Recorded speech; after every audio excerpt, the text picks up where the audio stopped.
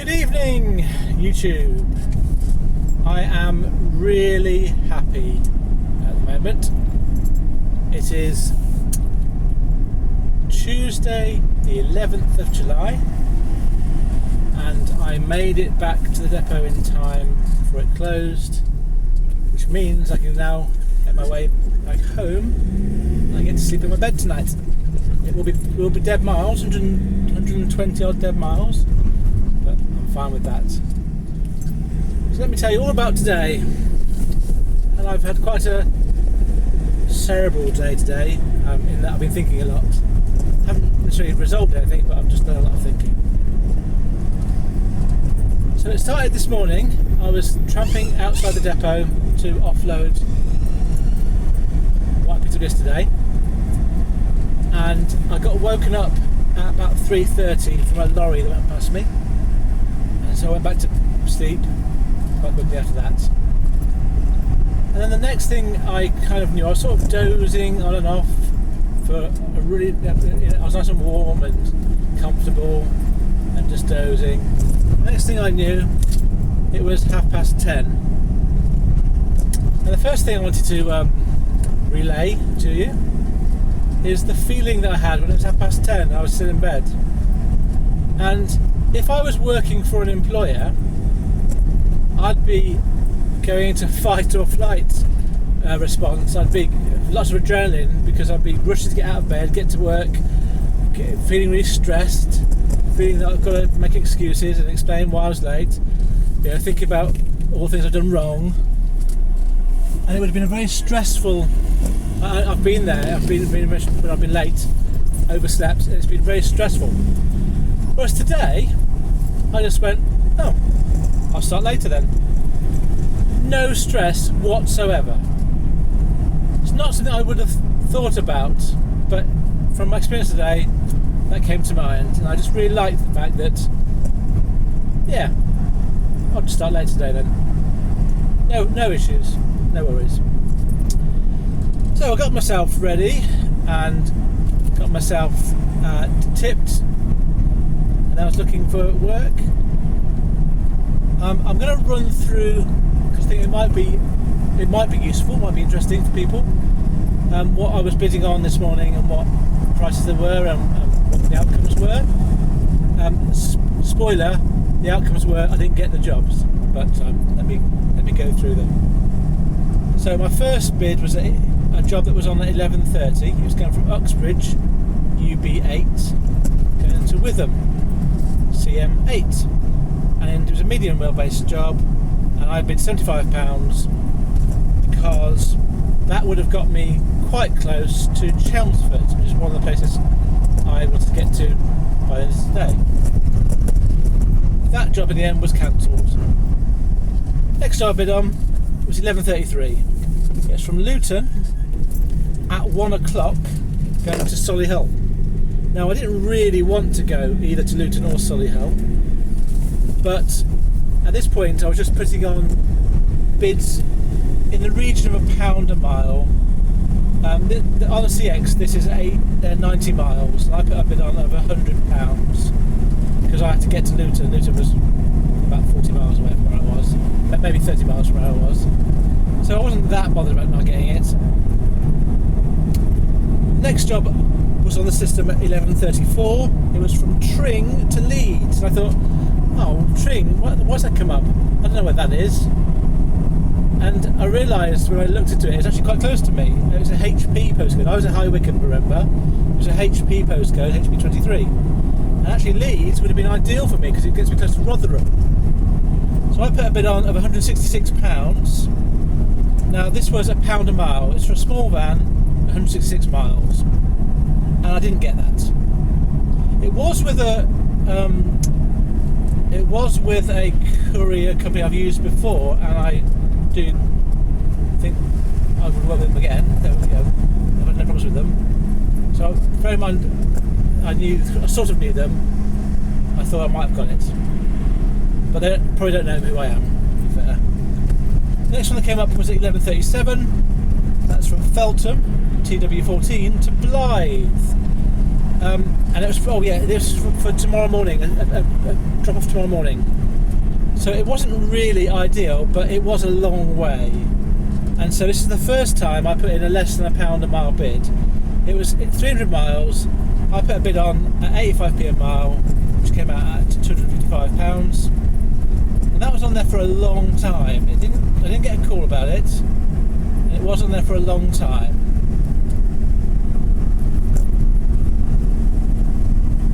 And because it was a long way, that's why I went for it, but because it was delivery tomorrow morning, it wasn't necessarily ideal. Next one came up at 11:29 was Cheshire, which is quite close to where I was, to Croydon. And I didn't really want to go deeper into London, but I was kind of at this point thinking I should probably be a bit less fussy with what I go for. And that, I put on quite a high bid of £80 for that, because it was going into London. I was more for the time and anything else. But it was a long wheelbase, and long wheelbase jobs are quite rare around London. And then on the CX it's 41 miles. I didn't get it, obviously. Next one was High Wycombe, and there's a run here of some from High Wycombe, which is really good. High Wycombe to Guildford. High Wycombe, I was close. I was there. It was HP12 postcode. That's where I was. I was within about 5 minutes of this to pick up. I put on £80 for a small van going 40 miles. Obviously, I didn't get that. It was a bit high, but it was worth a try. And the next one was from High Wycombe to Woking, and it was 34 miles for a small van. I put a bid on £50, 50. Didn't get it. And again, I was within about 5 minutes of it. I think 15 minutes maybe for that one. Next one was High Wycombe to Stourbridge. The reason why I bid on it is because I was so close. And it was up a bit on £99 because it wouldn't accept a bid of £100. I don't know why. I could try and do £100 and wouldn't accept it. The mileage is 99 miles. It's basically £1 a mile. I didn't get it.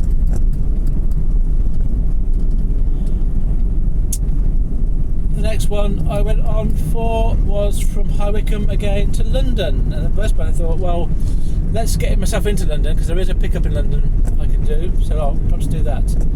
I put on a bid of £82 for a 32-mile job, just thinking about time and congestion charge and the hassle. It was for a small van. I didn't get the job. I think probably obviously why. Obviously know why. The next bid was from Aylesbury, which wasn't that far from me, to Normanton. Normanton, I remember, was sort of up towards Sheffield way. So again, that would have been perfect for me to get from where I was to near Rotherham. I put on there less than £1 a mile, 150 I put on for 153 miles for a small van. Didn't get it. Next one I bid on Henley on Thames again. I thought, well, where's that? I've got no idea where that is. That actually was about 15-20 minutes from where I was. It was going to Wellington, and actually when I looked at the map, it was going to a place. I'm going to call it Cornwall. It's not Cornwall, it's Devon. It was that sort of area of the country. And I thought I do not want to go there. That's nowhere near where I want to go. I still put a bid on though, for £1 a mile for a small van. It was £138, and I put 138 miles. I didn't get it. And I'm kind of glad I didn't get it. I would have probably regretted doing it. Next one, I went a bit further afield, Watford to Leicester. I was about 50 minutes from Watford at this point. I put on a cut of 125 because it got me away from London, and it was for a long wheelbase, which is why I thought it was worth going for it. And it was only 95 miles, so I thought it was a fair price. I think at this point, I remember thinking I did this. It is actually for it was going to Leicester. It's for a Leicester shipper. And I thought Leicester shippers won't be necessarily looking for London prices because they'll know what a fair price is. And then I realised, of course they will know what the price is like because they're going from London, so they're not going to just pay extra for it because they're in Leicester. So I didn't think. It was hopeful thinking for me. Next one I did. This was put on the system at 12:15. Slough to London. I was at this point going to think, well, let's just get to near London, get some work. £55 a bit on there. Basically, I put on a bit of £40 plus £15 congestion charge. Didn't get it. Slough to Kenilworth, which is Coventry way. I thought it would be good. I put a bit of £100 on for 86 miles. It is again for a long wheelbase job. So all fair, but obviously not good enough. Next one I went for was from Luton to Immingham. Never heard of Immingham, but it has DN postcode, which is near Doncaster. So again, it's a bit of travel to get to Luton. It was a pickup that was between 12:20 and 3:30, so I had time to pick it up. That's for delivery tomorrow morning, so it wasn't ideal. So I put on a bid of over £1 a mile. It was a long wheelbase job, 175 for a 154 mile journey. Next one was Luton to Pembroke. Pembroke delivered tomorrow morning. Now Pembroke, I wasn't sure where it was. It is far west of South Wales, and again, it's not somewhere I want to go to. So I put quite a big price on. I put £264 on for a long wheelbase job. No, sorry, I put £350 on. Sorry, £350 because it was a long wheelbase job and it was going to the middle of nowhere, and it's 264 miles.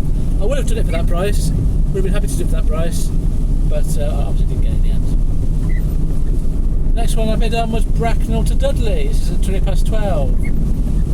I put on a bit of 125. It was a 120 journey for a small wheelbase van. Obviously didn't get it. I was beginning to at this point thinking, I need to get something now. Come on. So the next one I bid on was Teddington, which is a TW postcode to Aberdofi. It's an LL postcode, so it's Wales. Again, I don't really want to go to the middle of the west coast of Wales, so I put on a bit of £260 for a 243 mile journey for a minivan. That was cancelled, that job. Next one, High Wycombe to High Wycombe. I was 15 minutes away from pick up. I thought, I'll try and do that, just get some work. So 12:20 again. I didn't get it. I paid £60. The actual journey was 3.5 miles. So I suppose I did because I was close and I wanted to get some money. I think there was some handballing, and I wasn't sure the amount of handball. That's why I put on a bit more money than I would probably usually do. And that's the end of my unsuccessful bids. I then did win a bid, and the bid I won was from Amersham to E1. It was 33 miles according to CX, and I bid 50 miles. I didn't put anything on for the congestion charge. This bid came through, it was accepted it was on the system, about 12:38. I got accepted at 12:41, and I started to leave at 12:51 because the pickup wasn't until 2 o'clock. So I had plenty of time to get there. The dead miles to get to Amersham from where I was 7 miles. So very short. I had plenty of time. I made my way there. I'd actually been to the pickup place before, so I got there about 1:20. I know I was early, and I said I'm here early, just to let you know I'm here, and they were ready. So I got the load, and I was off and away earlier than I was expecting to be, which is a good job because the travelling to London was, as always, quite difficult. So I left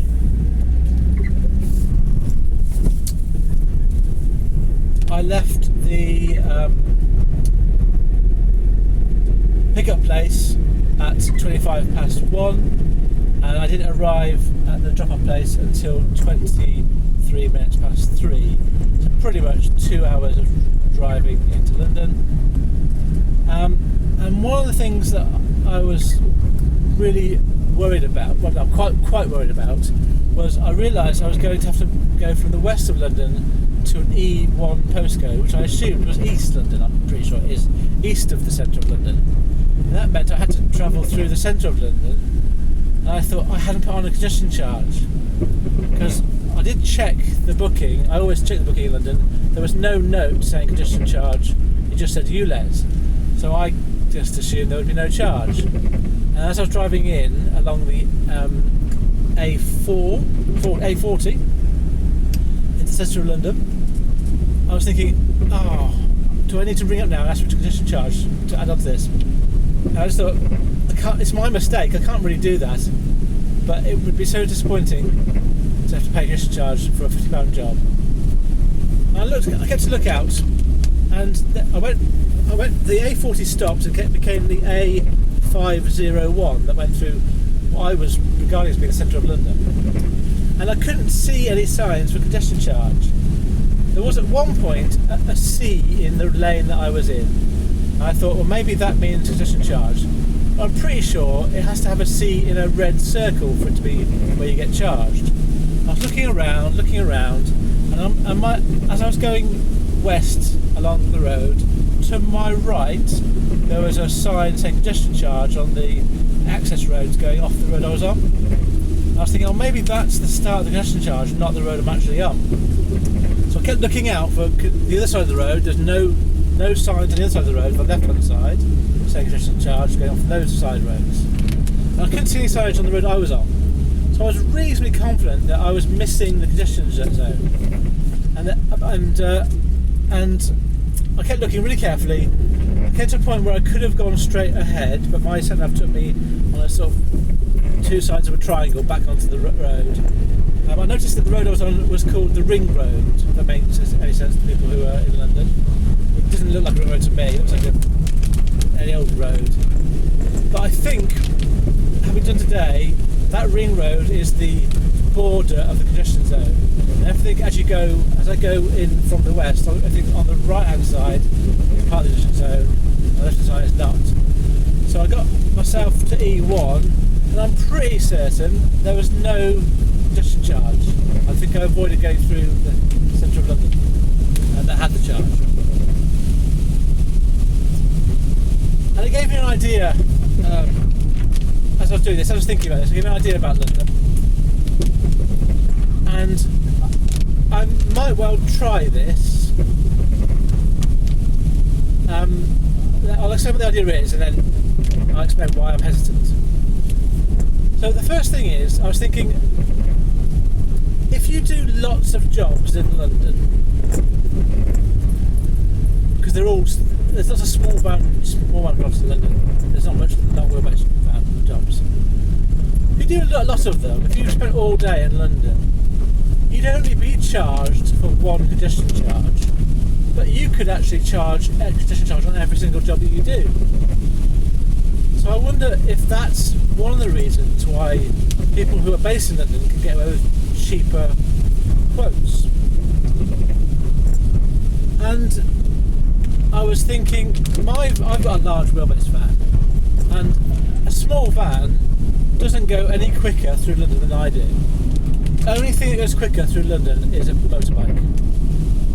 A car wouldn't go quicker, a van wouldn't go quicker.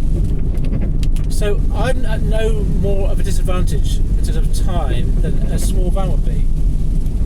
So I was thinking, well, I could, just as an experiment, try doing small van jobs around London for the day. So the positive reason is the mileage would be really low, and therefore the pence per mile in theory could be over £1 a mile quite easily. And that's probably the only benefit, I suppose. The downsides are it takes a long time to do any job, and there is the element of luck to get the jobs where you are. I've realised that if I was in London, if I'm within 10 15 minutes of a load, I've got a good chance of getting it in the middle of the day, because it's quite hard to get anywhere. So that if you're near to a load, you've probably got a reasonable chance of winning it. But I think maybe I should try that out. Maybe I should experiment with that. So I'm really tempted to spend just one of my days just doing London, small van jobs, and seeing if it does pay or whether it doesn't pay.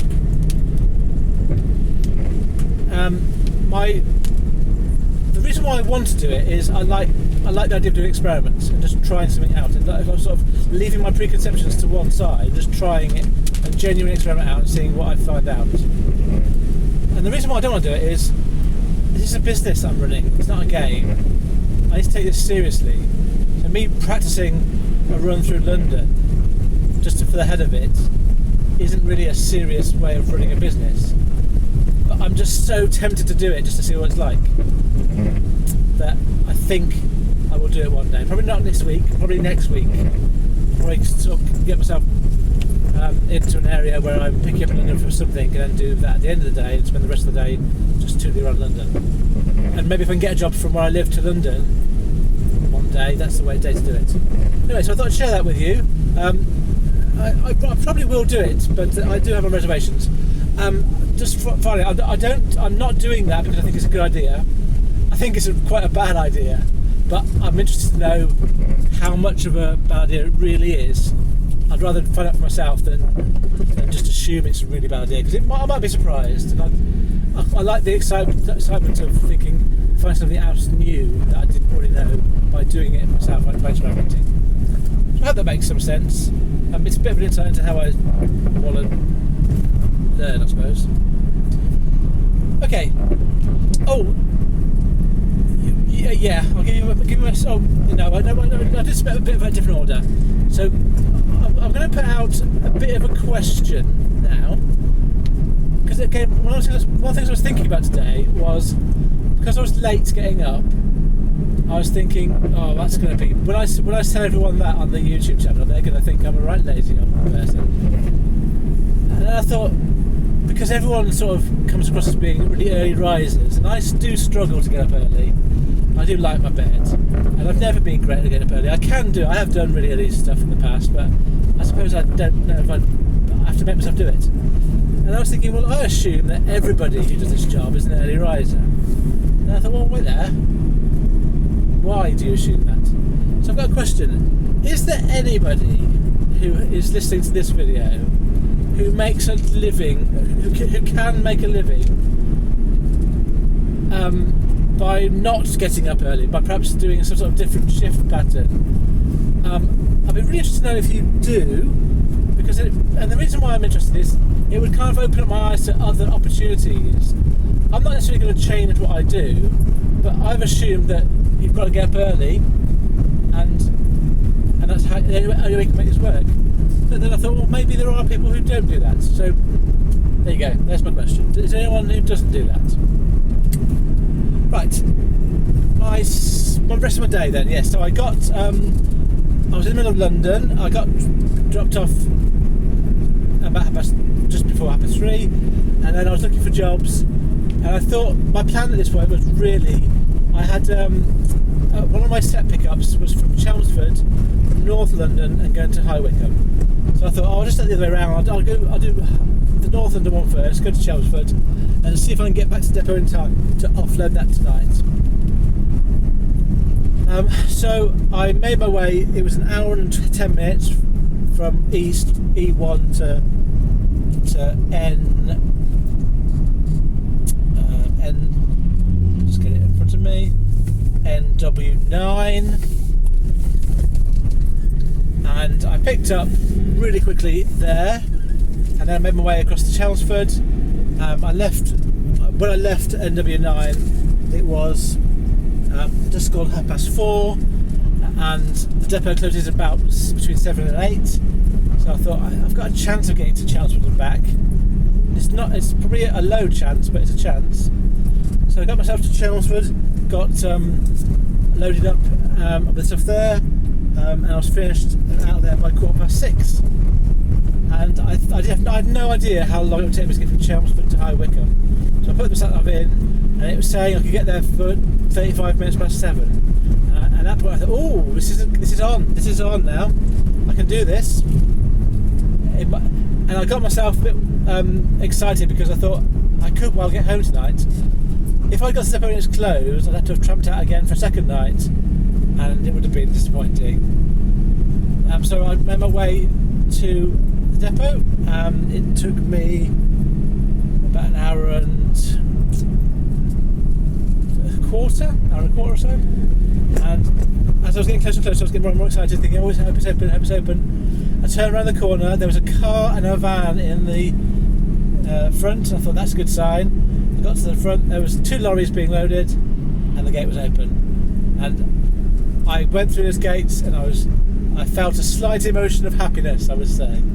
I was smiling to myself. So I got myself unloaded, got my pod signed.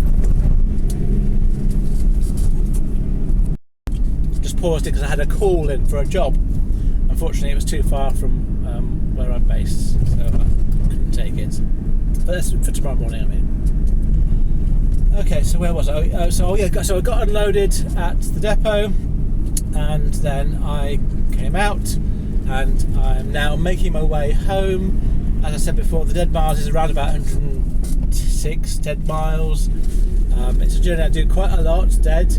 I do it specifically because I was tramping last night, and I want to get back into my own bed tonight, and I'll pay for that pleasure. The dead miles is my payment to do that.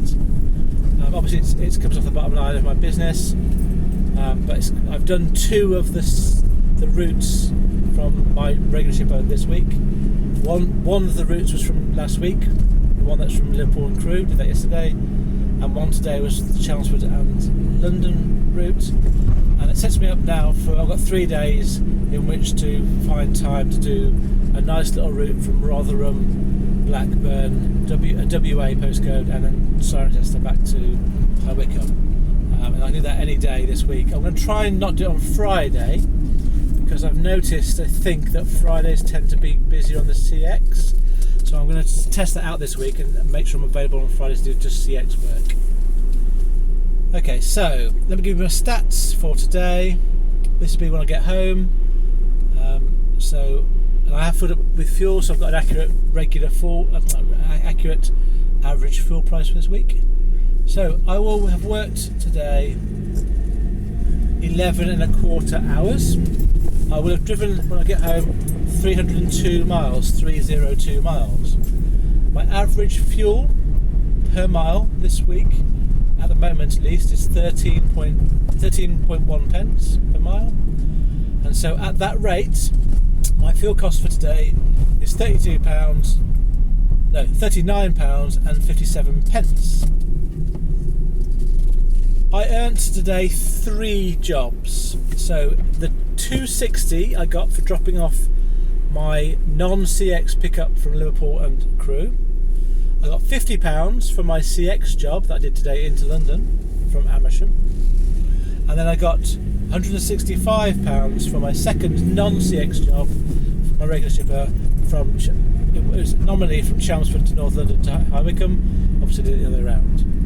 So that's a total gross income of £475 today. So with my fuel taken off, that's a net income today of £435. Really, you have to think about that over 2 days, because I made a loss yesterday. So over the 2 days, I've made £402 after fuel. So I'm about £100 down on my target over those first 2 days. I'm okay with that, and obviously my 100 miles of dead miles is going to help with that. And obviously my London experiment, my London trip today, and getting up late today has contributed to that. My hourly rate for just today is quite impressive. It's £39.57 per hour I've earned. No, sorry, that's the fuel cost. My hourly rate for today is £32.86 per hour. Okay. My plan is to get home, find a job in the morning for tomorrow, getting me to either Rotherham or to somewhere near Rotherham or to somewhere near Cirencester, or actually, to be fair, anywhere long distance tomorrow. And yeah, that's that. I think I've probably lost the train of thought a bit now. I'm going to finish off by thanking the 2 people that subscribed today. So we've got 79 people now part of the channel. Yeah, and I'm going to leave it there. So I'll see you. I'll speak to you tomorrow. Let you know how things are going tomorrow. I hope you're all well. I hope you are managing to succeed at what you try to do. Oh, actually, yeah, no. So we'll mention one last thing. Sorry, yeah, I've been watching quite a lot of YouTube channels today. These are channels that haven't really lasted. There are 4 people. I won't remember their names, unfortunately, that I've looked at recently. Today's videos was from a guy called Courier. I think his name was Cameron. I think he did about 10 videos or so. I didn't agree with some of the things that he was saying, particularly at the start. I was quite scared at the start about his approach to the finances, but he seemed like a really nice guy, and I think in the end he's doing something else. But he's young enough to learn from his experiences. But I wish him luck, even though I thought I cringed a bit about what he was saying with some of the stuff on the Courier channel. The other one that I saw very recently was one called Louis V, and I was quite taken by him. He's quite a young guy. He's very enthusiastic. I think one of the mistakes that I noticed he made was that he came across at the start as being he knew what he was doing. Later on, he kind of recognised in the videos. He kind of recognised that he wasn't. He was still new to the game. And he went for a bit longer, and he had a really good positive attitude, and I think I really like that about him, and that he's young and he's trying. And I like the fact that, although I just didn't necessarily agree with all the things he was doing, the point is I don't need to agree with everything people do. That isn't the point of these things. The point is he doing? I'll stop there and say I felt he was trying really hard, and I wished him luck, and I hope he's still well. I think he was looking at doing HGV driving at the end of his videos. I'm not sure if he's still doing that or what's happened to him, but anyway, I just wanted to say I saw all his videos. I hope he's alright. I think he tended to be more on Instagram than YouTube as well. I think he's of that generation where YouTube wasn't really his main focus. Well, that's the impression I got anyway. Another person who I can't remember his name, but if you know him, you'll know who I'm talking about. He was an older guy who worked on the oil fields and became a consultant, and then did courier work for about a year or so, and then ended up going back to the consultancy work because they were paying him loads of money to do that. And he said he was doing it as sort of like a side hustle to some extent to find out what it was like.